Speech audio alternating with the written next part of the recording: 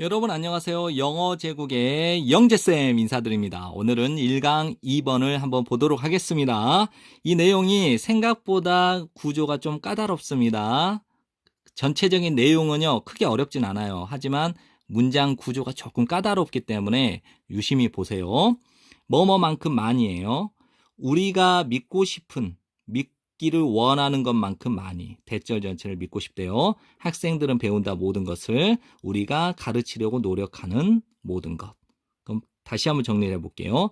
우리가 가르치려고 노력하는 이 모든 것을 학생들이 배울 수 있다라고 우리가 믿고 싶은 것만큼 많이. 우리는 인정해야만 한대요. 대절 전체를. 우리는 선생님으로서 완벽하지 않다라고 하는 것을요. 다시 한번요.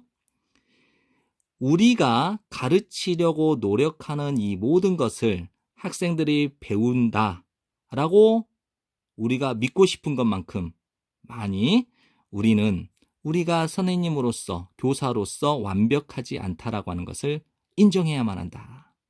사실 우리의 불완전함을 인식하는 것은, 즉 인정하는 것은 한 가지 특징이라고 한다.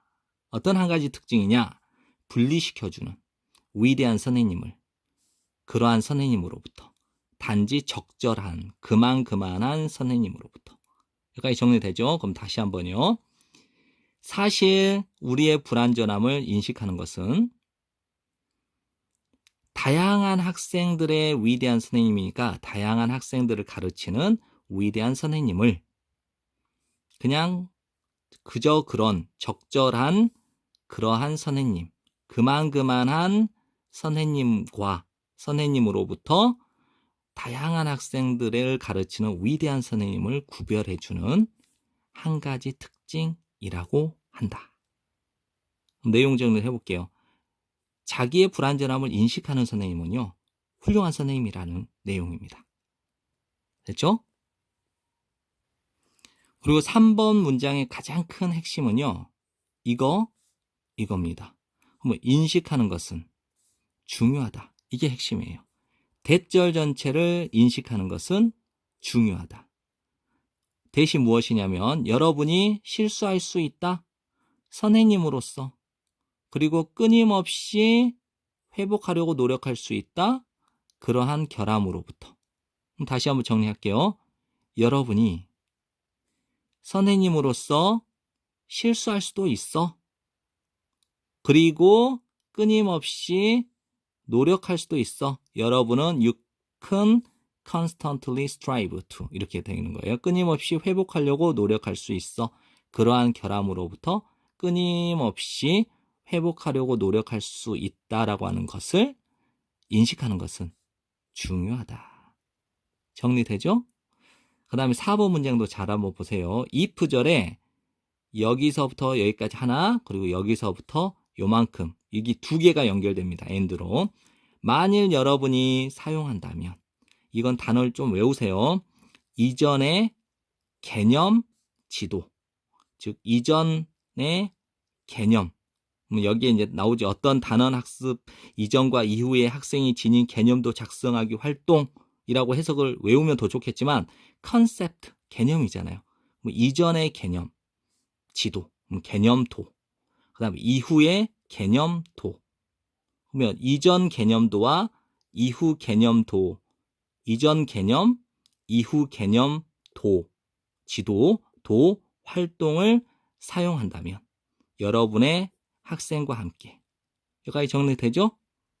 만일 여러분이 여러분의 학생과 함께 이전의 개념도, 개념도, 이전 개념, 이후 개념도 작성을 사용하게 된다면, 그리고 여러분이 대절 전체를 발견하게 된다면, 대신 무엇이냐? 그 일부의 차이점, 나타나는 차이점, 처음부터. 다시 한번요. 처음부터 나타나는 그러한 차이점이 끝까지 지속된다라고 하는 대절 전체를 여러분이 발견하게 되면, 그렇게 되면 여러분은 가진다 두 개의 방식, 반응하는 두 가지 방식을 갖게 된다. 됐죠? 그럼 다시 한번 마무리 한번 더 정리해 보겠습니다. 만일 여러분이 이전 개념, 이후 개념, 지도 활동, 그렇죠? 이전 개념과 이후 개념도 활동을 여러분의 학생과 함께 사용하게 되면, 그리고 여러분이 처음부터 나타나는 그러한 차이의 일부가 끝까지 지속된다라고 하는 것을 발견하게 된다면 여러분은 반응하는 두 가지 방식을 갖게 됩니다. 한 가지 생각은, 너무 많은 선생님들이 불러내는 한 가지 생각은 다음과 같습니다. 그 아이들이 게을러, 그리고 신경 쓰지 않았구나 라고 하는 것이래요. 그러니까 어떤 이전 개념도와 이후의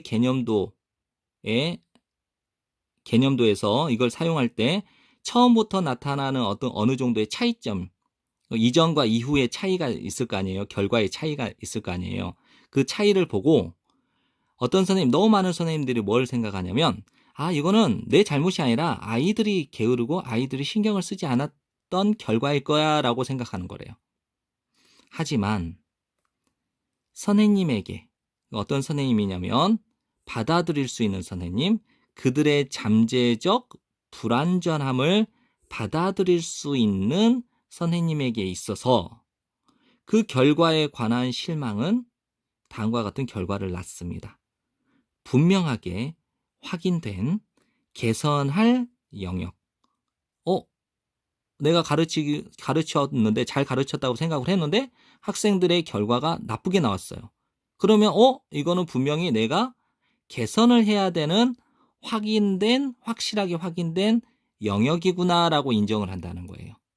자신의 잠재적 불완전함을 인식하는 선생님들은요. 학생 탓으로 안 돌리고요. 자기가 잘못 가르쳐서 이런 나쁜 결과가 나왔으니 이것을 개선해야 되겠구나라고 생각을 한다는 것이죠. 이것이 들릴지도 모른다. 이상하게 들릴지도 모르겠지만 여러분이 의심할 때, 대절 전체를 여러분이 여러분의 가르침을 강화시킬 수 있는 잠재 능력을 여러분이 가질 수 있다라고 의심하게 될 때 그 평가 결과들은 도움을 줍니다. 해결하는데, 분명하게 하는데, 그 혼란스러움을. 어디에서 여러분이 변화를 주기 시작해야 될지에 관한 어떤 혼란스러움을 해결하는데 도움을 줄 수 있을 거다. 이거죠. 평가 결과가 나쁘게 나왔어요.